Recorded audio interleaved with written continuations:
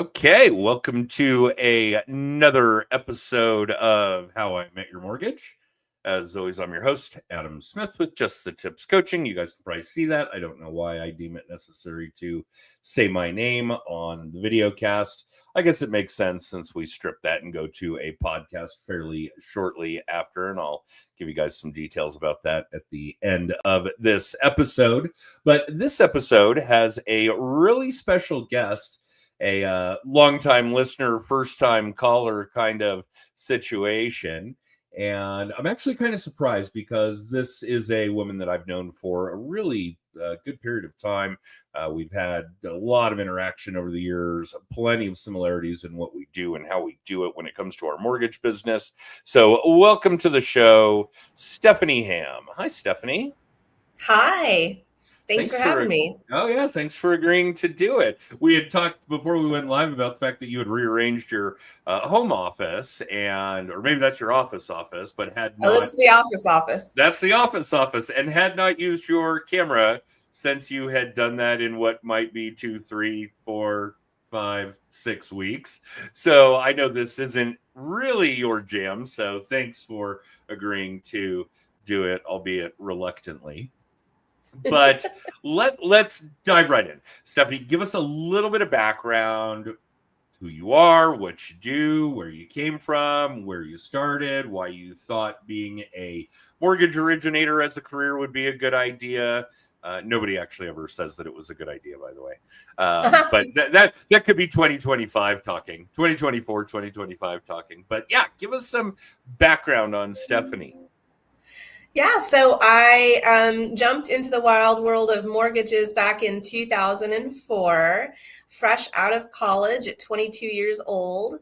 Definitely didn't see myself becoming a mortgage broker as I grew up. I thought I'd be a teacher, but I love real estate. I come from a real estate background, kind of born into it. My father is a broker for a real estate company. My mother used to sell real estate until she jumped into insurance. And so one summer while I was in school, I got my real estate license just to have it because I thought I would sell real estate during the summers and on the breaks when I wasn't teaching. But a friend of mine was a little older. She was going through the student teaching, and this was just when cell phones were capable of texting and taking the very first rudimentary pictures. And the things she was dealing with these kids in the junior high setting, I just thought, I don't know if I'm ready for this. I don't think I'm old enough to do this right now. I think I'm gonna do something in real estate for a minute, mature a little bit, so I don't look like a student when I walk in the classroom. And then I never left, and I teach every day. So here I am. I think it makes sense. The path is not completely illogical. I did study education as an undergrad and had a semester student teaching at Rocky Mountain High School in Fort Collins, Colorado. Shout out to those guys. And I taught ceramics to juniors and seniors. And those kids were awful. The girls, so terrible to each other. And of course, the vast majority of the kids, and this is way back when, I'm a little older than you, but I'm not going to get into that. Oh, they're making pipes and bongs and these kinds of things in ceramics. And yeah, I think I decided that particular teaching environment wasn't for me, but it is absolutely my jam, and I love giving the content that I've built over the last quarter of a century, I guess, to this audience, to you and all of the people we run with, and so on and so forth. So yeah, there's a lot of logic to that path. I know it's kind of difficult to see the forest through the trees, but educating people on, debt and finance and how to leverage that and how to take advantage of the largest assets they own is absolutely within the wide world of education. No doubt about it. So now you're an independent mortgage broker. Yes. In Vacaville, California. Am I pronouncing that? Is it Vacaville? It's Vacaville. Yep. Vacaville. Okay, which means Cowtown. Sure does. That's really interesting. And I've been a couple of times. I do love the area, and we've obviously spent some time together there. And where did we went into wine country one year for an event, and we went to San Francisco one year from there for an event. Both incredible events. Shout out to Brian Stevens for putting those together.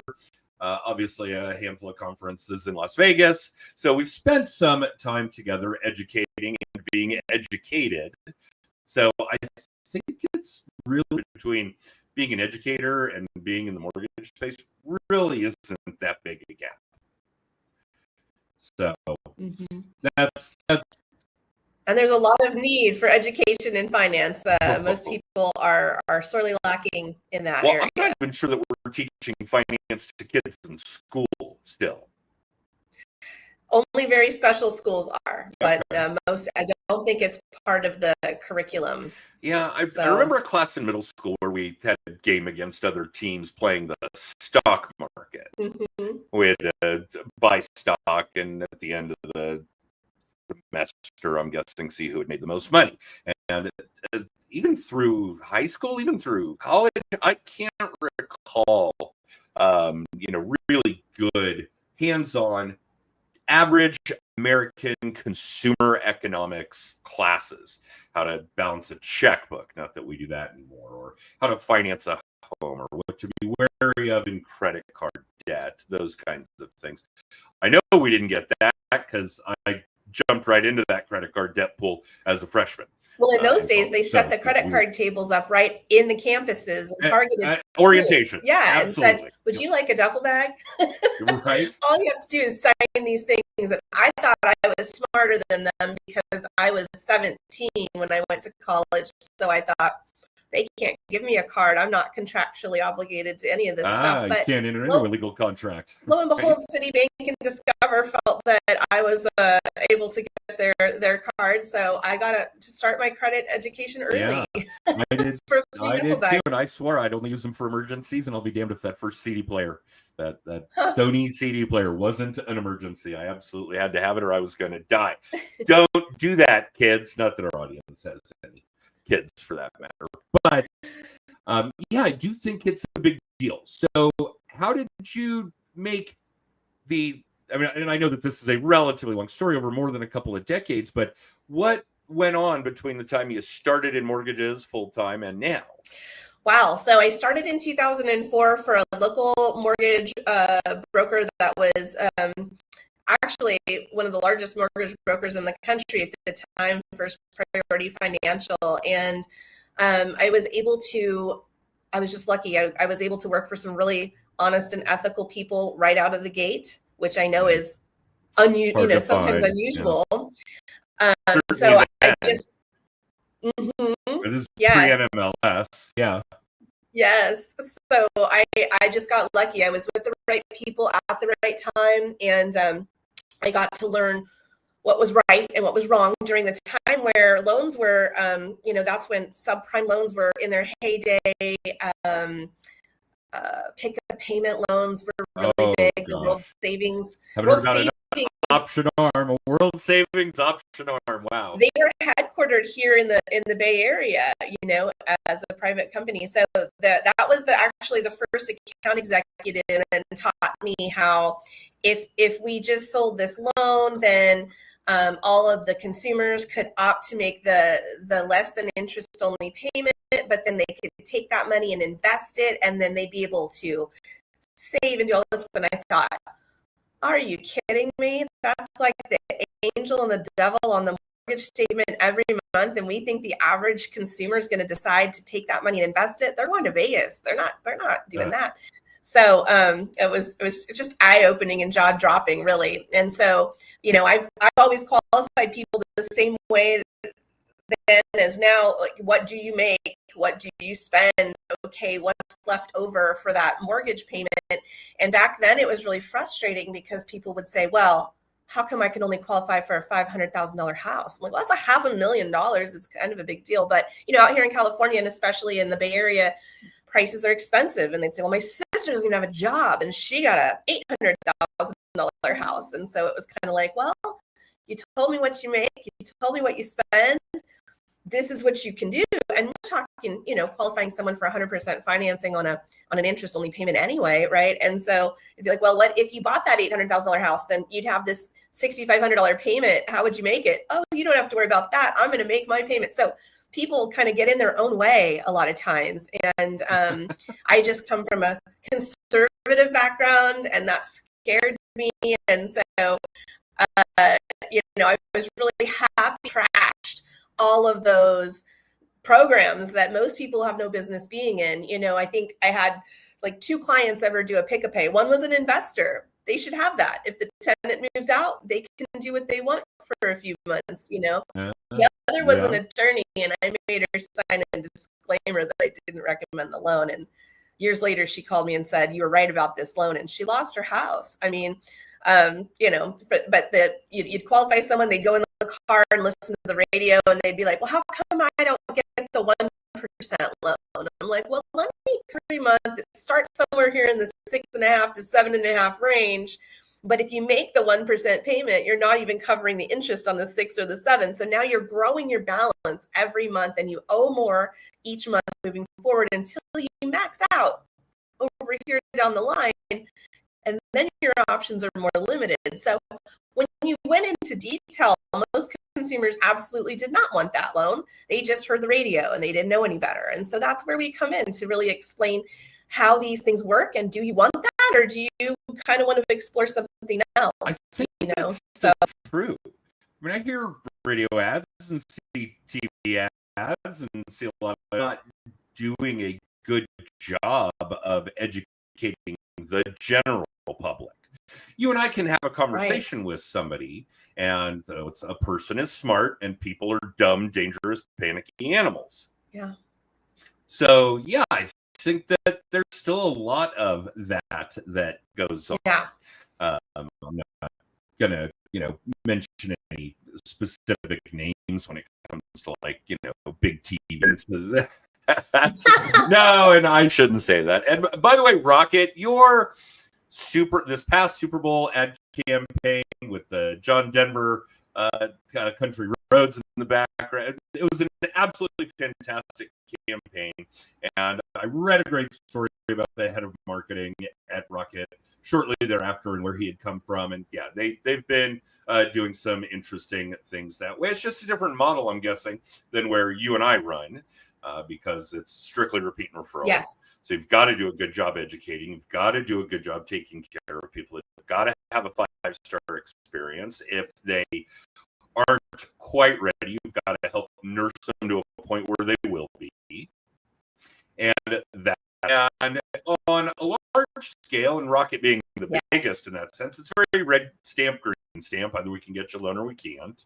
We're not going to help you with your credit repair. We're not going to help you make XYZ adjustments, those kinds of things. And it makes it more of a commodity that way. Yeah. And there's a lot of the consumer base that would rather buy now I'm going to sound old, would rather buy the 39-cent Burger King cheeseburger than the 49-cent McDonald's cheeseburger because it's 10 cents cheaper. Right. So, yeah, a lot of what goes on in the mortgage space ends up with people being treated as a commodity, and they set themselves up that way. So that's the end result. Okay, so when you first got started with this organization, where did the business come from? Realtors, right? So I was out doing open houses every weekend. I try to cram in, at least one Saturday and one Sunday, but sometimes I was able to work in 2 each day, right? So I would work with newer realtors, and we would all be new together, and we would go out and just try to find people to talk to about doing loans.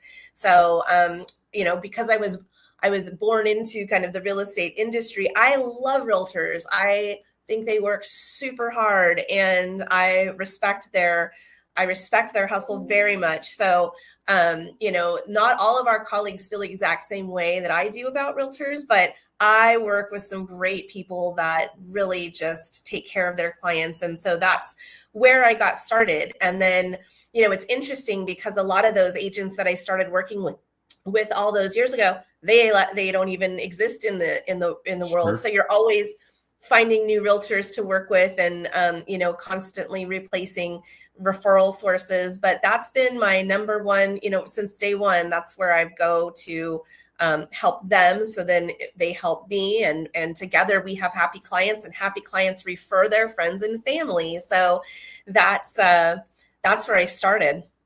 And you probably have, but for those of you in the audience that are watching or listening, have you, if not, go listen to Paul Harvey's, now I'm really dating myself, God Loves a Realtor. It's this wonderful monologue. I'm sure you can find it with a simple Google search. It's on YouTube in 1,000 places.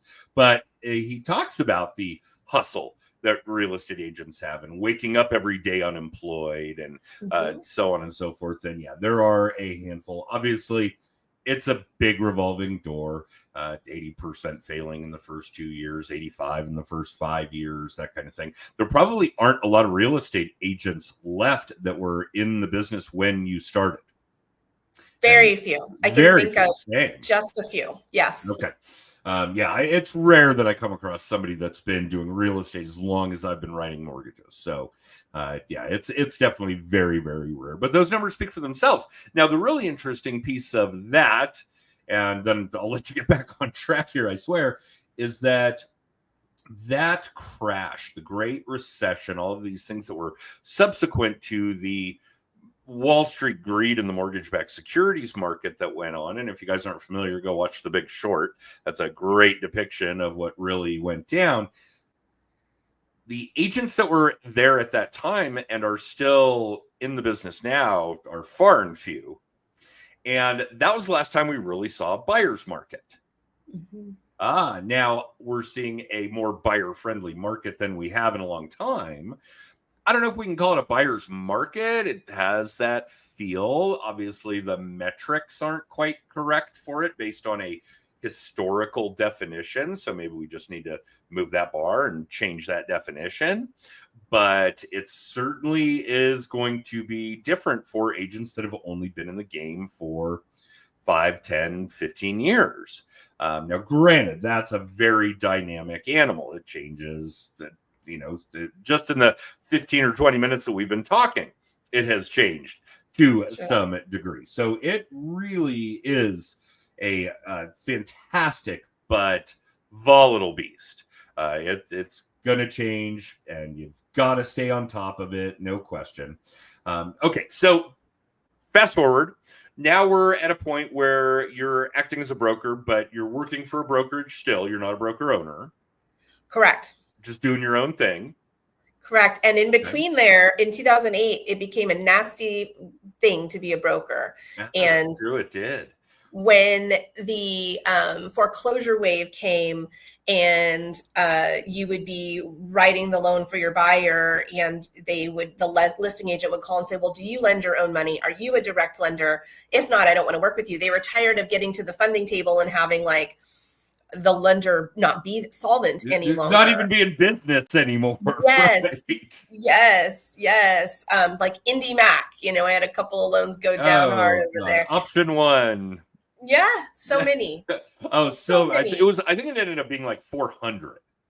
The implodometer was, I knew that was coming. Own It Mortgage started us off in the end of 2007, and we just rolled from there. So our owners said, fine, you don't like brokers, we're going to buy a little bank. So they bought a little bank in Santa Rosa. We became bankers, correspondent lenders, and we started lending our own money. So problem solved. So I jumped into... For the time being.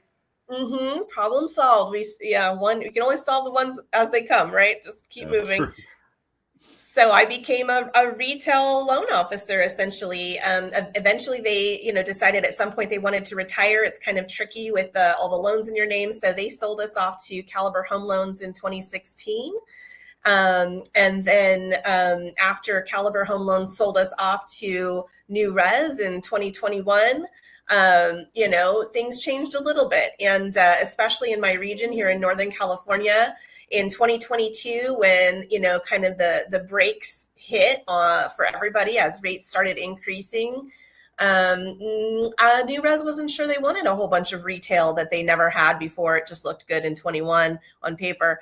And so that was a big, they did a big cull up here and just sort of got rid of all of my management I'd been working with for my, since inception. Like I basically worked for the same people. They just changed the sign over the door and the way we were paid and a few different things. And I just sat there and we all had fun together. So after that happened in like August of 22, I thought, well, that's it. I'm just going to go back to the broker model where I can have more control over rates and fees and everything else. During this time where it seems like we're going to be in a higher rate marketplace, I needed to make sure my pencil was as sharp as it needed to be for my clients. And I felt like that was in our best interest again. So I dusted off my DRE license and we just popped back over to the broker world. But I didn't ever want to, I refused to manage while I was in retail. I refused to own own the brokerage out here. I just want to, I just want to do the loans. I don't want to turn the lights on. I don't want to do the call reports. I don't want to do any of that. I just want to do loans. That's what I like to do. Well, there is a lot of that. As a more than 20-year broker owner, I can tell you that there is a lot of turning the lights on and dealing with things. No question. Mm-hmm. Although it's funny because you bring up this period where these lenders were just disappearing left and right, including at the closing table, there was a legitimate issue there. And historically, in order to be a mortgage broker, and a lot of you will understand this, you have to get approved with the wholesale lender in order to sell their wares, in order to broker their products. And a lot of that is still jumping through hoops of providing them with financials to prove that you're solvent. And in that era, 2010, 11, 12, maybe even a little beyond, we actually had to flip the table.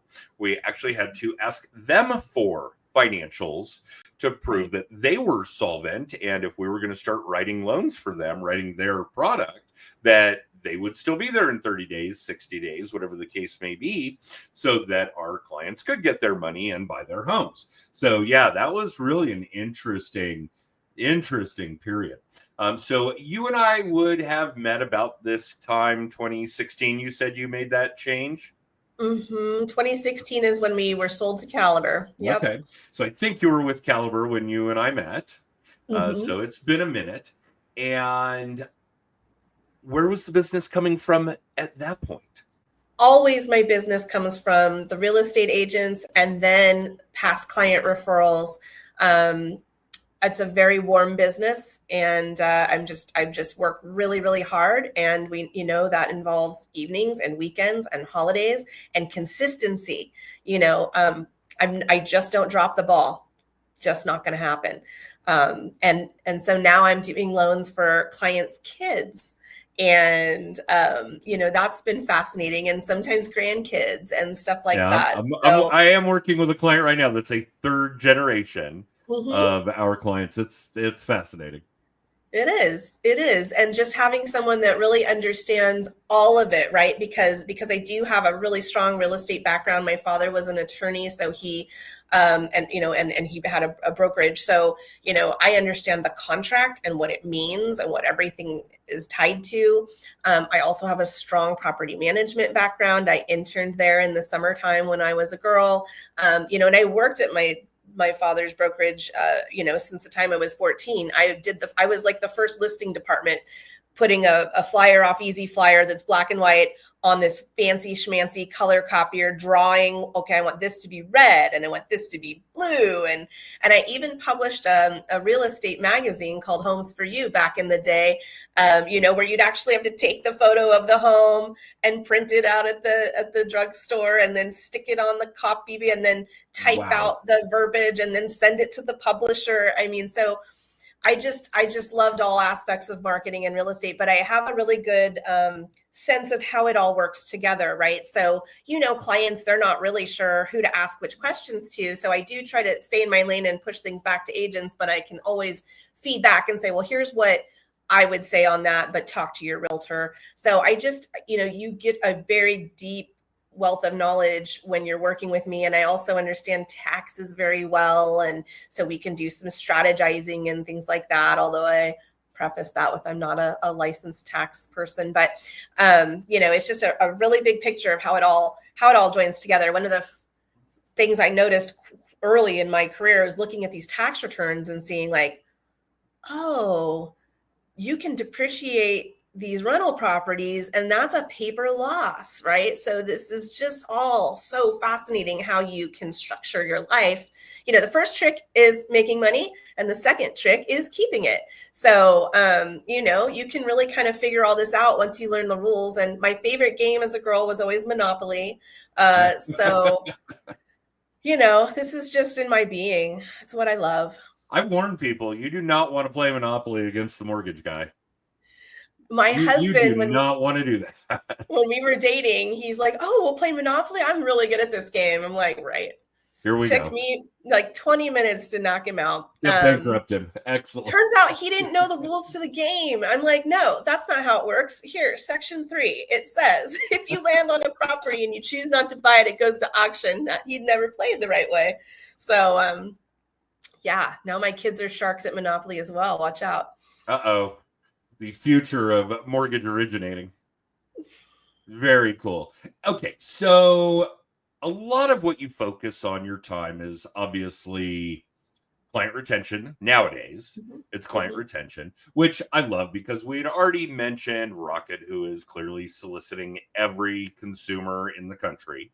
If you're spending the kind of dough that it takes to run Super Bowl ads, that's just what you're doing. You're soliciting everybody there is. And I think there's a big issue among independent mortgage originators. And I'm not saying whether it's broker, banker, that kind of thing. It's completely indifferent for these particular arguments, that I hear a lot of bitching about, Rocket stole my client. I'm like, well, did they though?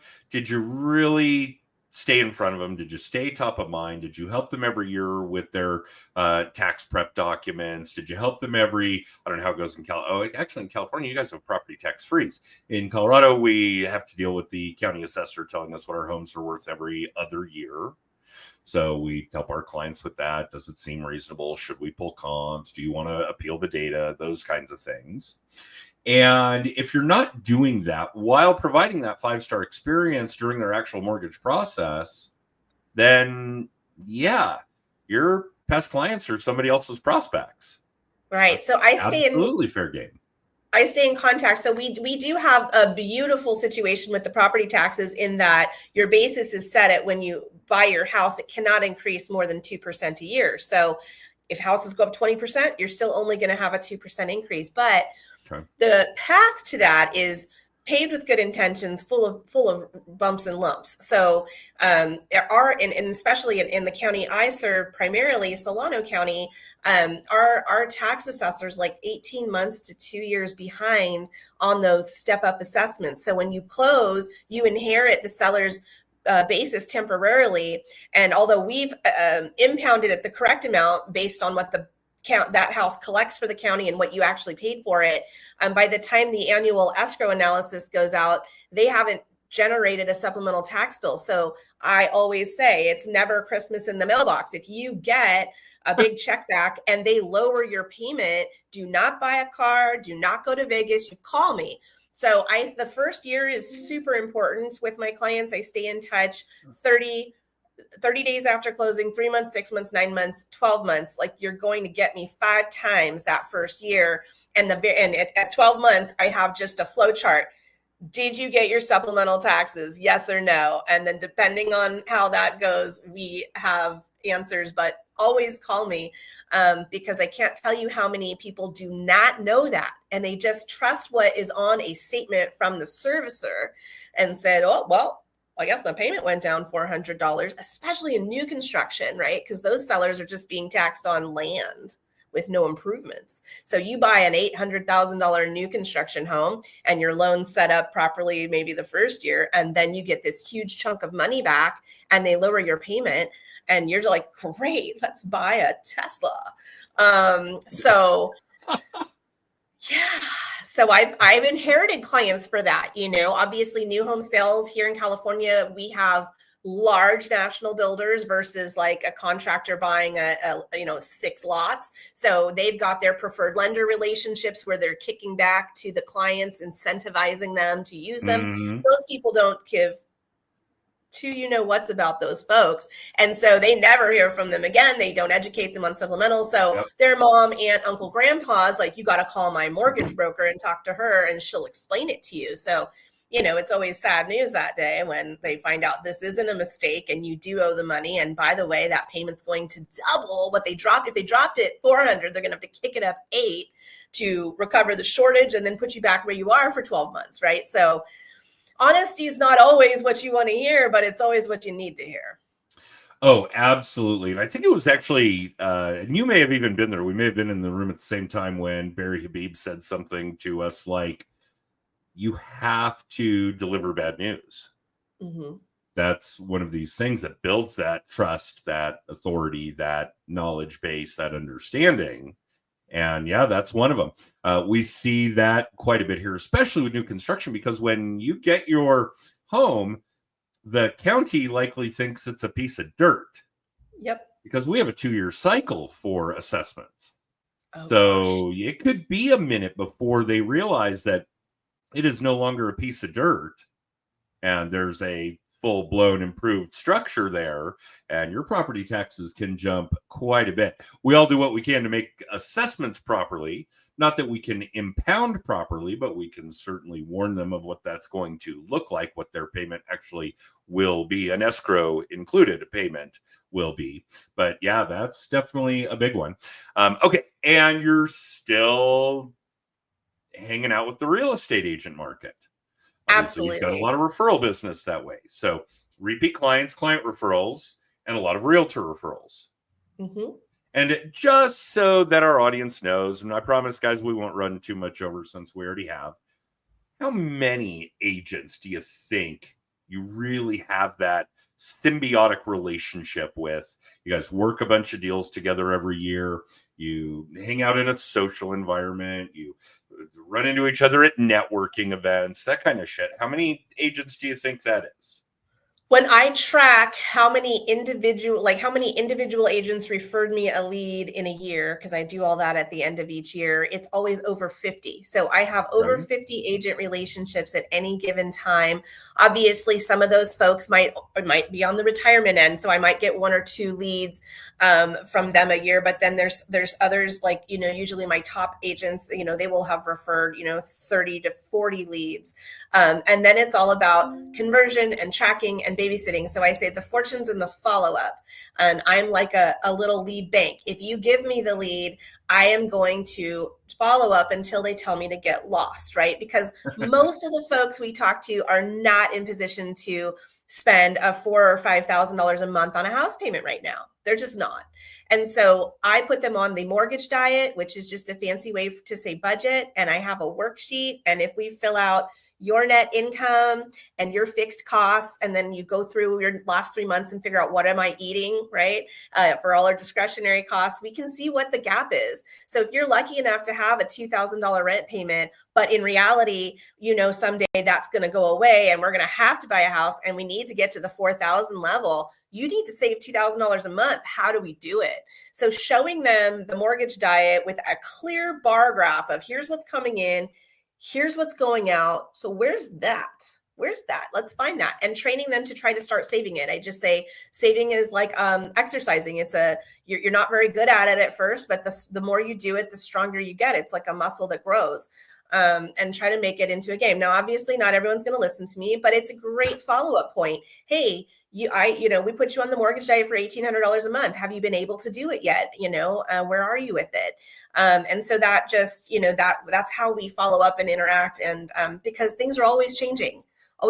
Clients that couldn't afford a house in 2004, 5, 6, well, they certainly could in 2008, 9, 10. But if you are prepared, you're going to do a whole lot better than if you're just inactively waiting, right? If something's just not quite right now, maybe let's just say rates. Everyone wants to blame the rates. So, hey, these rates, inherently though, aren't that bad. Rates at 6.5, 7.5. They get a lot worse. They've been a lot worse. It's just that the prices. I know you're not seeing those rates as a broker right now. So, okay. Well, it depends on the product, right? Okay. But yeah. So these aren't terrible, but you can never change what you pay for a house, right? So if you can get a good price on the right house, you can change the rate later. We don't know when, but we're pretty certain they'll come down at some point to something that's a little better than here. I don't think we're going back to anything in the twos without Twos or threes, catastrophic event, but we've been in the threes several times. When I bought a property in 2012 at a 3.125 interest rate, in 2016 we had Brexit for a minute, so it's not unheard of that we pop down at some point. So if you can afford the payment, it's a great time to buy a house. If you cannot afford the payment, it's not a great time to buy a house, and I don't care what the rate is. And yeah, I'll be honest, I think that if we actually had a healthy economy, rates are probably about where they should be. Mm-hmm. Home appreciation is probably about where it should be. We don't. I don't think we actually have a healthy economy, but you got to make your own and catch those pendulums when they swing in your favor, no question. All right. So if nothing else, I want you guys to pick up from this.